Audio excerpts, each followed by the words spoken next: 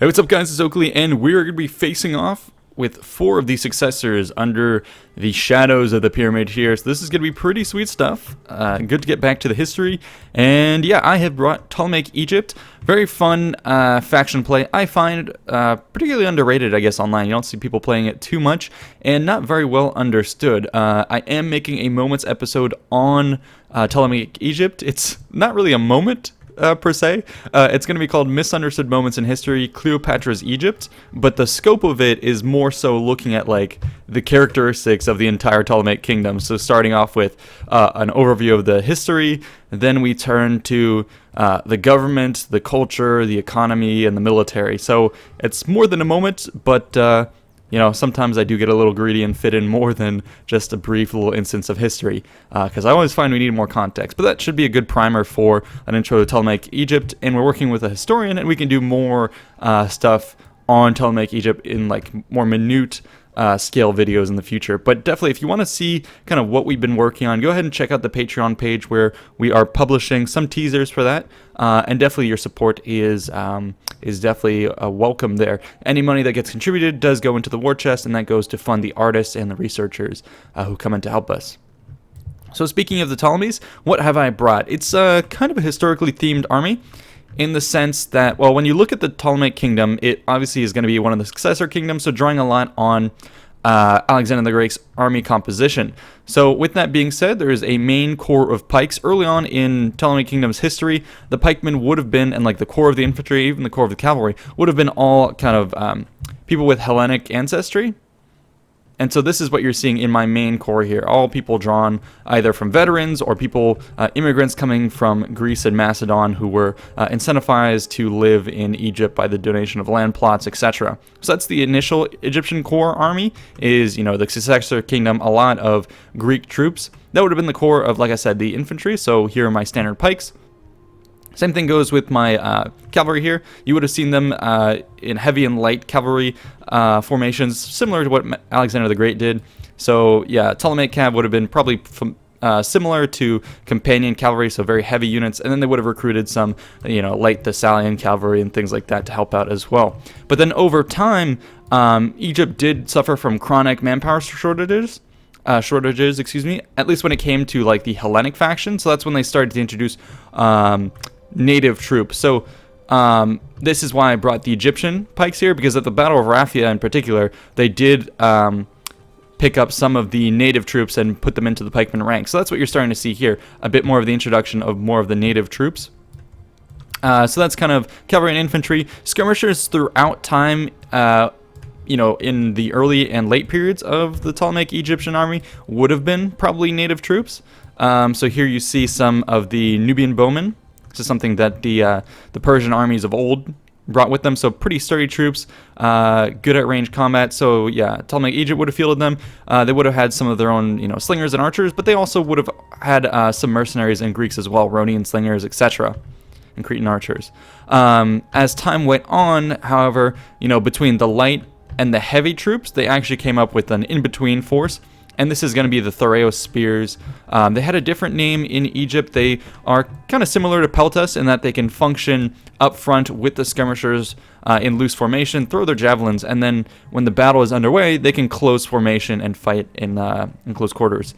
So yeah, they are kind of an in-between tier, and this is the kind of stuff that we're going to be going over in that Moments episode. So that's kind of my historically inspired army composition. And then the Palace Guard back here, the Royal Peltas and Galatian Royal Guard. Egypt did have kind of a core group of elite troops who were Palace Guards at the disposal of the Pharaoh, and they would have been, I believe, full-time forces, whereas everyone else was kind of levies. These guys would have been serving full-time, so pretty elite troops. And the Galatians actually, you know, obviously not native troops, but pretty high-tier mercenaries who would have been part of the guard and were pretty useful for the Egyptians.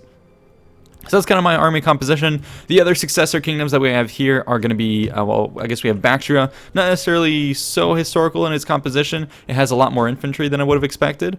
But in terms of the infantry, we can take a look at this. He has 2 levy pikemen, guarding kind of the front of this infantry blob, 2 mercenary Syrian archers, and then he has some thorax swordsmen in the mix. and some Thoreau spears to back that up, and 2 more Thoreau spears. So 4 of those, I guess, expecting to repulse cavalry of his own. He does have an Indian armored elephant unit. Pretty sweet. And then on the flank, he is moving up with a Bactrian royal cavalry, a Bactrian light horse, and then finally a little bit of a skirmishing Scythian horse archer contingent. If we look at the army of the Macedonians, he has kind of separated himself from the army of those Seleucids. Not quite sure what's going on here. I guess he wanted the protection of the high ground. So you're going to have a ton of native Greek troops, Rhodian slingers, Cretan archers. So this could tear us up from a distance. And then in the front, they do have shield bearers, thorax pikemen, and thorax swordsmen. So a nice even mix, although it's a bit light on the cavalry. He does have 2 of them, the Salian cavalry, not the heaviest of cavalry, but still pretty good. But they can get skirmished to death by those Scythians. So yeah, looks like this is going to be a more stationary army, which could be to their benefit because they have a lot of archers and they can just pluck away at us. Over on this flank, the Seleucids have been left to their own devices. They have a big core of Syrian heavy archers, so this, again, can clear the front ranks of anything charging at them, so I have to be careful with my engagements. In the back, they have some silver shield pikemen, some thorax swordsmen, royal peltas, so not too many spears, or pikes I should say. Oh, actually 2 of them are on the flank getting back into the center, and I think these were some more thorax troops on the flank. But you'll notice very little in the way of cavalry. He does have a pair of them. I believe they are hidden. But yeah, you would have expected the Seleucids to field some heavy elephants, more heavy pikes, lots of cavalry because they had pretty notable heavy cavalry, and also access to the elephants from India, so they could get those pretty easily, as opposed to the Ptolemies, who had to resort to some of the forest bush, or what is it? The forest elephants, which were a bit smaller than the Indian elephants. And here is their cavalry. Light cavalry, like I said, not necessarily what you'd expect from the Seleucids to field. But, so what's going on here? Well, I noticed that the Macedonians are retreating, and this formed a big gap. So what I did is I pushed up heavily with the citizen cav, swapped them over from that flank, pushed over here, and then aggressively moved up to fill the gap with my Egyptian slingers, anticipating that I would threaten the wedge, the enemy would respond, and in their response, I would be able to get some free shots with my slingers. So you can see I'm already starting to do that. These archers having dropped 10, and this is a light archer unit. So as opposed to the Syrians, it's much easier for me to kill them. They are going to start to form up and return fire. And just as they do so, my slingers have already pulled out of there because these are relatively weak troops. So I got to be careful with my engagements. And yeah, his cavalry is pushed back. They are taking some initial shots from my Nubian bowmen, plucking away at them. One of them bites the dust. I did have Thoreau spears in square formation here to ward them off, so that helped.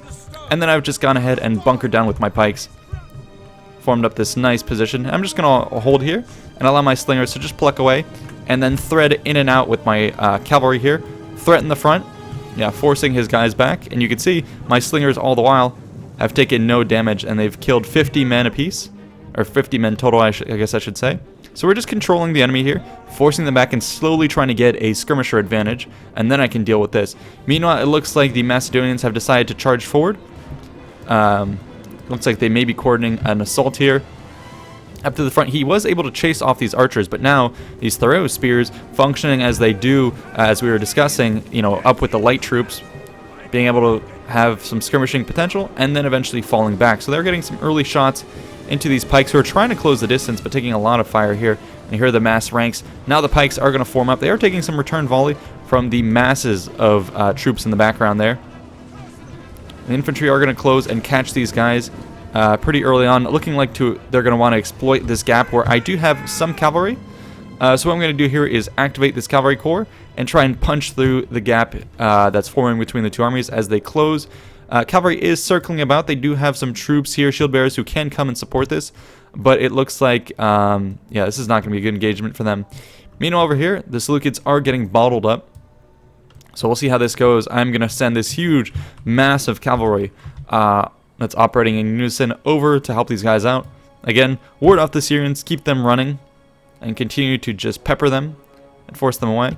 And then I will be able to draw some of my heavy-hitting cav around the flank. Looks like some of these troops are going to punch through. Heavy cav going to get right into these guys who aren't necessarily the most braced. Recall that if you have fire at will on, it does reduce your bracing ability. And this is a spaghetti line here, so yikes. absolutely bowling those guys over. Should be doing a lot of damage as they pick themselves up, and he's going to exploit the gap forming up here, putting some pressure on my guys. So I have to pull up with my elites. Engagement is underway. Some cavalry have been brought back, but they're going to be chased off by these Bactrian Royal Cavalry. 2 units in the back coming after this cluster of archers and slingers who have been mercilessly targeting the front lines here. A lot of pressure being put on the center. I guess he's trying to break this central position, but a lot of these units in the back with their peltas, the rear Thoreo spears being really useful to tie this all down. I'm a little worried about the push happening here, but my ally does have some light horse to help out as well. The Seleucids are going to commit some of their light cav, but these guys aren't super impactful, so they can perhaps try and chase away my guys, but units should be able to trade with them pretty well. I'm going to go after an opportunistic strike on these archers while they're not looking. Pikes are going to try and turn about, and they're going to start to catch the tips of my cavalry here, but very slow to move units. My guys are going to be able to disengage here soon. Meanwhile, up through the center, I had charged in with the sacrificial citizen cav unit to try and get his Syrians and disrupt them. I've been taking a fair amount of damage on my Nubian bowmen. They're not trading very well against these Syrians, but with a little bit of focus fire, should be able to even the odds. And with those repeated cavalry strikes, I can hopefully force these guys back. Let's see as the shots come back in. They're going to be landing in and amongst the slingers here. These guys would have been, not very well equipped. Almost little armor. Same thing goes for actually the pikemen here. They're often shown as having a lot of armor, but it would have only been the first couple ranks of the phalanx that had that, whereas the rear ranks would have had almost no, not much of this like protective armor. Probably wearing linen, and that's about it.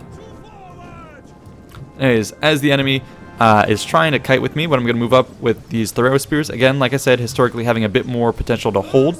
Getting some early javelins, trading against these Syrian archers with some armor piercing, and then they're going to be able to retreat. I do launch a strike on these royal peltas, get around the flank, and my guys here are going to pull out. They did take a volley from the enemy, but what we're going to do is we're going to form back behind the main line, and here comes the pike wall. So like we said, early engagement with the light and medium troops, and then finally the deployment of the heavy troops. And the enemy, seeing this, is not going to want to engage. They do have some units on the flank who could threaten to get around the side. But with this big pike wall coming down through the center, should be able to destroy these guys fairly handily. And then as they retreat, a couple volleys coming in here. So we're going to see the Seleucids off.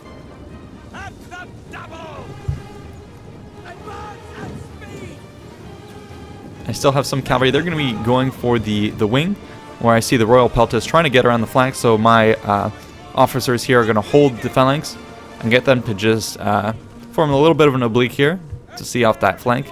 And then in the center, the enemy has whipped out their pikes as well. They're a little bit deeper in formation, so they may have more holding potential than me. And I decide at this point I have gotten the skirmisher advantage, and so all I'm going to do is just hold this position. I still have my guys up and running, and so we're just going to hold the pike wall here and allow the enemy to wash against us. Let's see this. So yeah, a couple of them waiting in. Yeah, so a couple of them penetrating through the ranks, but this is not the assault they want. Meanwhile, my other guys are also going to be holding here.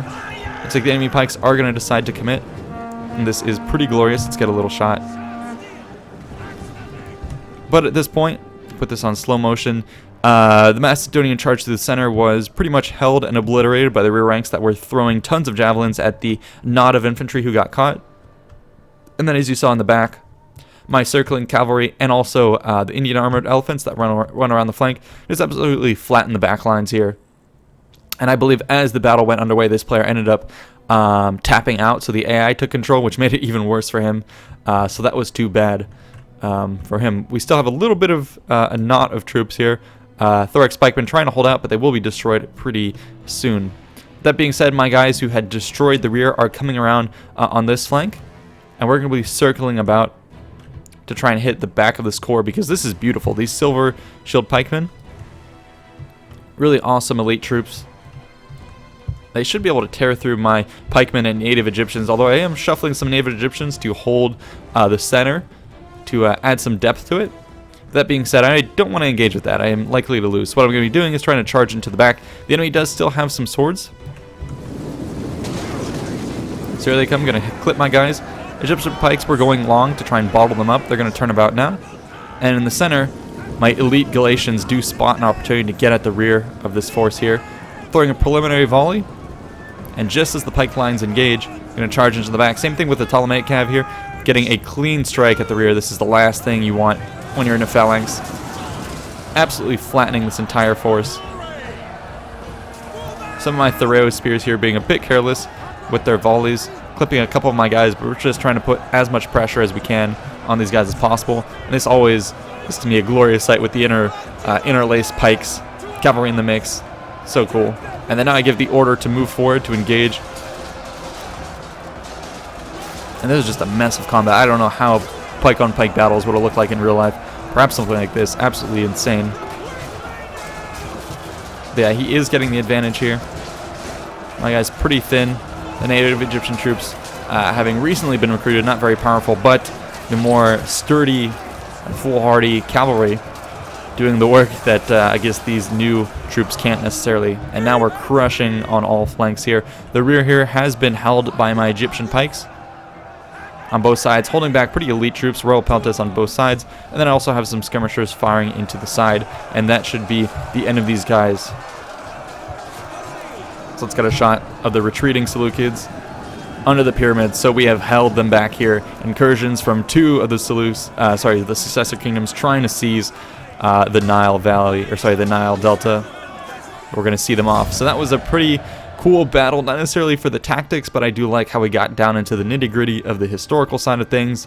And yeah, I got to reenact a little bit of that as well with the 4 different, I guess, I can't remember if the Bactrians were officially a Successor Kingdom, at what point they broke away. I know early on they were, but then eventually I think they were just subsumed by the Seleucids. So that's overall pretty cool. So let's end the replay, take a look at the stats that we're seeing here. So yeah, a bit of a lopsided victory on our side. The Macedonian charge up through the center didn't get much done, and then when he tapped out, the AI did even more poorly. In terms of the Seleucids, they did okay, I suppose. Their pike line doing decently. Syrian archers doing pretty well, but again, these guys were trading against dirt cheap Egyptians, and these guys with 149, 63, 99, 54 trading super cost effectively. The rest of my pikes doing pretty well. Egyptian natives actually doing not bad, so pretty surprised. Everyone coming out of this with pretty good health, except for some of the sacrificial citizen cav, unfortunately, but the rest of them Ptolemaic cav here with 93 and the other citizen cav with 75, pretty good, and that was against the heavy pikes that could have dealt some serious damage to me. And then the Galatian Royal Guard, absolutely cream of the crop troops with 154 kills. Really, really good stuff. Let's take a look at Death Ed here. 313 with the armored elephants. These guys are such tanks. If you can't shut them down, and if they get into infantry, they will continue to bulldoze you. So that was brutal. Even the Bactrian Royal Cav with a lot of kills. Even Light Horse with 174, though that's probably against skirmishers. And then the rest of this line doing okay. It looks like most of these thorax swords weren't even committed to the fight. So that's how lopsided it was on that flank. So anyways, that's it for this battle. Hope you guys enjoyed. Stay tuned for that documentary, as I said, and please, please, please check out the second channel, Invicta Gaming, where I'm going to be putting up more and more Total War content, shifting stuff over there to try and separate history, staying on this channel, and then gaming on the second channel. And on that second channel, I'll be introducing more games and more titles in the future. So definitely head on over there, subscribe, and let me know what type of content you'd like to see. So, peace out.